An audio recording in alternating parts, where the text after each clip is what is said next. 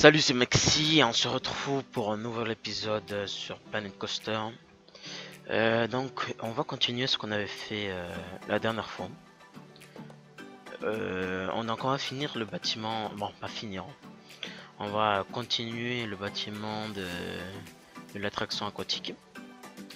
Et on va commencer par un bâtiment vert. Un bâtiment vert scandinave toujours bien sûr. À rebord, avec un étage d'encre qui dépasse. Et c'est vraiment un assemblage de petits bâtiments que je vais faire pour cacher un peu la file d'attente qui sera en fait un building beaucoup plus moderne, bien sûr vu depuis le staff quoi. Mais la magie est préservée grâce à ces bâtiments. Alors là j'ai vraiment eu du mal à trouver un bon toit par rapport à la sortie qui passe à côté. Et c'est vrai que je suis pas très content du résultat.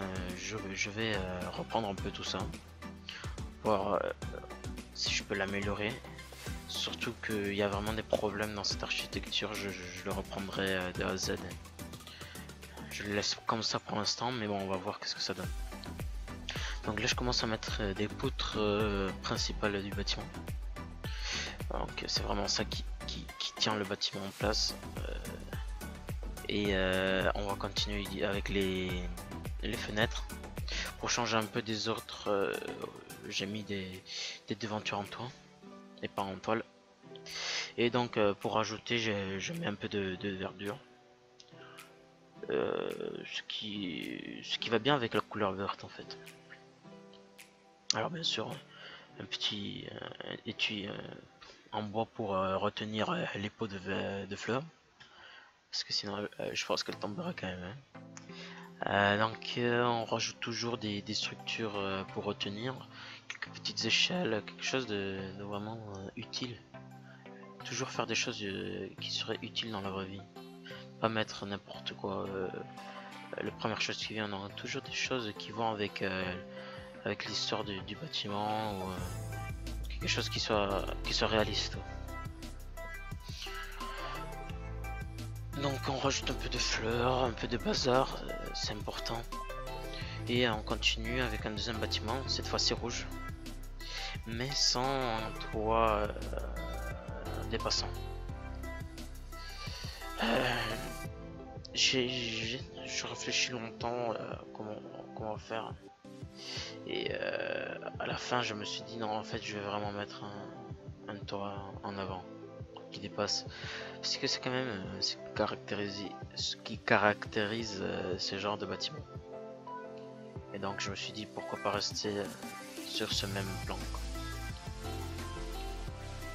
Alors voilà, j'ai décidé de prendre le même type de toit, toujours la même chose, avec du bois au-dessus pour combler le vide. Comme vous le voyez, le toit suit la sortie de l'attraction, et vous pouvez voir qu'il y a un vide entre les deux toits. C'est ça qui me déplaît beaucoup et que je reprendrai la prochaine fois. Donc là on commence à vraiment habiller la file d'attente. Là je fais le gros œuvre, je mets les murs, je rajoutais tous les détails au prochain épisode sûrement. L'histoire c'est que les visiteurs ne voient pas le reste du bâtiment et qu'ils soient toujours plongés dans l'univers du monde quoi. Alors je sais pas si vous avez vu, mais un peu plus à droite là en dessous des rochers il y a un petit monstre, et de nuit ça rend très bien. C'est quelque chose que j'avais fait avant de commencer à filmer, et ça donne vraiment une bonne sensation, et ça réduit un peu la sensation d'attente qui est très long pour ces malheureux visiteurs. Donc là je ferme un peu le toit, c'est comme ça que ça va rester, pour éviter des prix trop chers quoi. Et des prix trop élevés, et en fait cette partie n'est pas visible depuis le vue des visiteurs, et c'est pour ça qu'on va s'arrêter là, on va pas continuer à faire plus de bâtiments.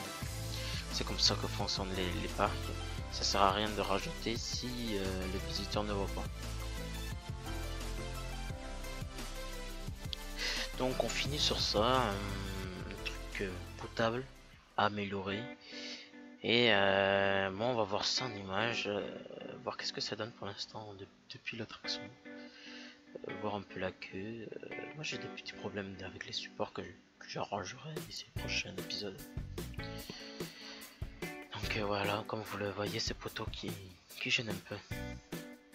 Mais bon, on va passer outre pour l'instant, on va faire comme s'ils n'étaient pas là. Et on l'arrangera la prochaine fois. Donc vous pouvez voir que là ça donne déjà une belle vue à l'entrée. J'aime beaucoup ce que ça donne.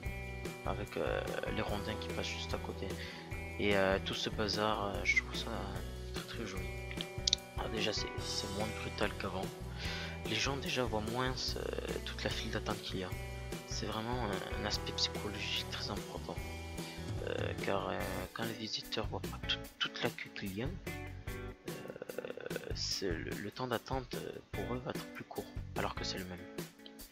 Et donc c'est toujours donner des choses à voir, des sensations qui leur permet de patienter plus facilement.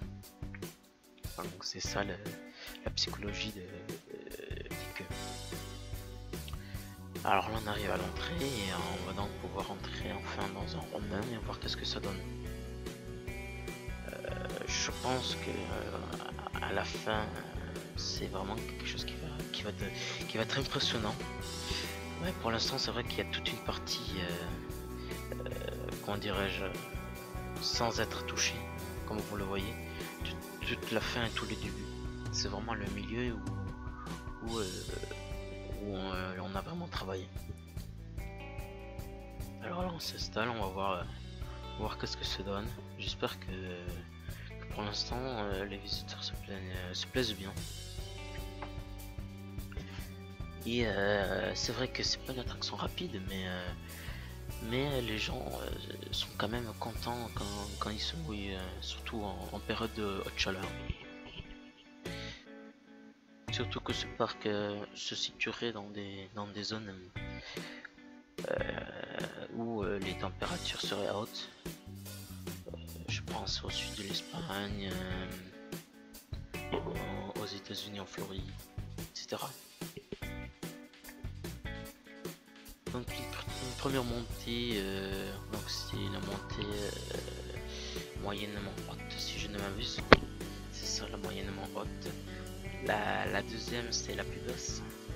Et la dernière c'est la plus haute. Non, pardon, à l'envers. Celle-là c'est la plus haute, la deuxième c'est la moyennement haute. Et la dernière c'est la plus basse. Donc cependant cette descente est plus petite car elle se fait en deux fois. Donc là on peut voir les bâtiments, tout ce qu'on a pu faire pour donner un peu d'ambiance. Et là je voulais donner un peu l'ambiance de la forêt, cette descente un peu dans le fin fond de la forêt. Donc c'est bien d'avoir une petite descente pour donner un peu plus de sensations, que ce soit pas toujours monotone. On va remonter bien sûr, parce que quand on descend il faut remonter, c'est une des lois les plus importantes dans une montagne russe, car il y a deux possibilités. Soit on fait monter un train pour qu'il fasse le parcours par sa propre gravité et sa propre inertie, soit la deuxième possibilité c'est on le lance à vive allure, une allure suffisante pour qu'il puisse monter la première bosse. Et à partir de cette bosse, l'inertie, la gravité va prendre son rôle et va continuer le parcours à la place de la vitesse initiale. Donc ce sont les deux grandes possibilités, que ce soit par technique magnétique, hydraulique ou par pneumatique aussi. Donc comme vous le voyez, toute cette partie n'est pas encore faite, la partie rivière. Et mais les gens pourront à la fin voir leurs amis, leurs enfants être dans les rondins, se dire bonjour et rigoler ensemble. Donc on arrive à la fin, la dernière montée, la dernière descente, à la fin de ce magnifique parcours qui est quand même assez long. Ces genres d'attractions sont quand même longues, mais elles varient quand même pas mal de parc en parc. C'est une attraction vraiment pas chère, mais c'est le prix dépend toujours de la distance du parcours. Donc on peut bien voir la limite de ce monde et le début du prochain. Je vais remettre le questionnaire. Non, je vais pas peut-être je vais le laisser au premier épisode et je prendrai à partir de ce questionnaire vos réponses et je commencerai le jour qu'il faudra c'est ce monde quand on aura fini celui-là. Donc on peut voir que l'enthousiasme n'est pas super, mais franchement pas besoin, parce que dans la réalité le fait d'être mouillé etc, il y a des sensations qui sont rajoutées et le jeu n'en prend pas compte. J'espère que cette vidéo vous a plu.